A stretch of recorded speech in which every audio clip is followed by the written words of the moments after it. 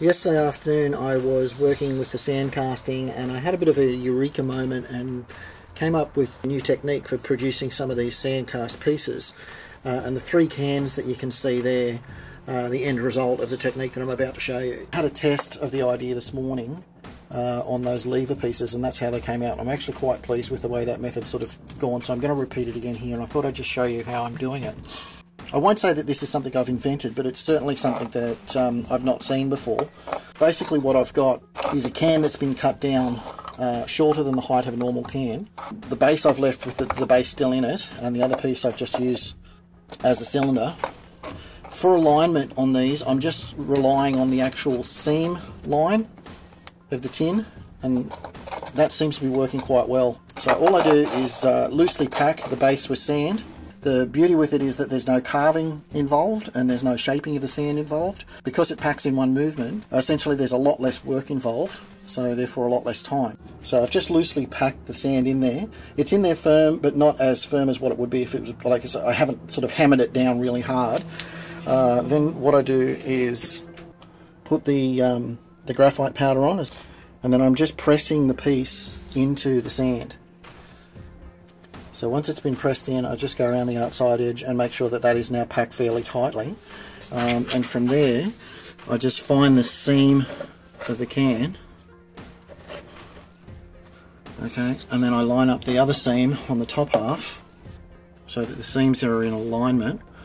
Once the seams are in alignment, then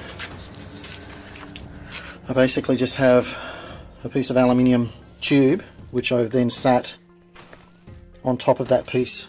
So I've sat that piece of tube inside like that, and then I'll just hold that in place with my thumb and pack the sand around it so that that creates an access point for the metal. So once I've got that in place, I've packed that sand in around that upright tube as hard as I can so that that's been really well compacted, and I've left a bit of a cup aspect to it so that it also funnels in.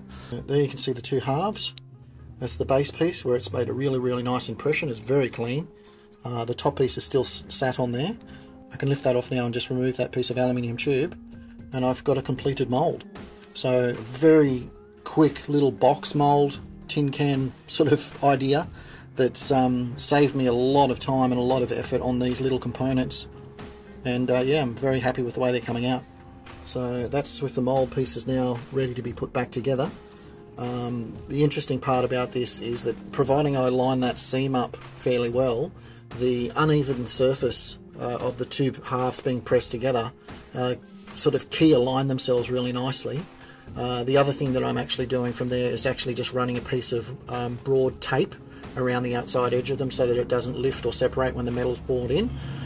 But apart from that, yeah, it's as simple as that. Works really well. So the last mould of the day I'm cracking, is pretty hot. Might be of particular interest to you guys if it's worked alright, so we'll have a see.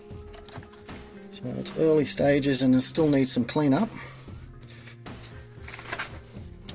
But there it is.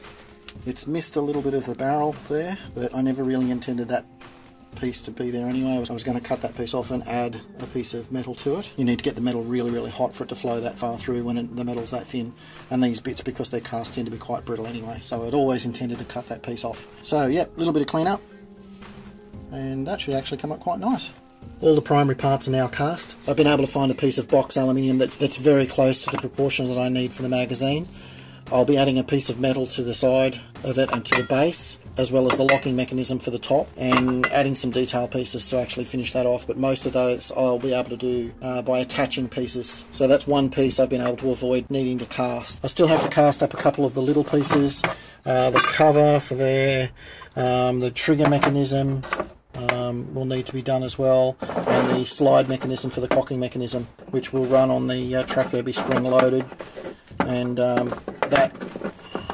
that track piece will actually be inserted in there, and that will close up that gap as well.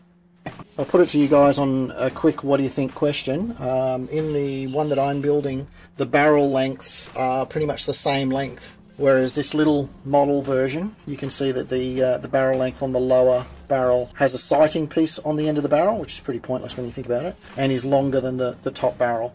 So the actual movie accurate one, if you're going to go for such an animal, the barrels are the same length.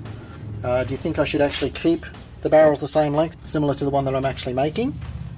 Or do you think that the barrel should maintain the same length as what is on the original little model? So I'll put it to you guys and you can tell me what you think would be the way to go. So that's the update for this time. Don't forget to like and subscribe. Thanks very much.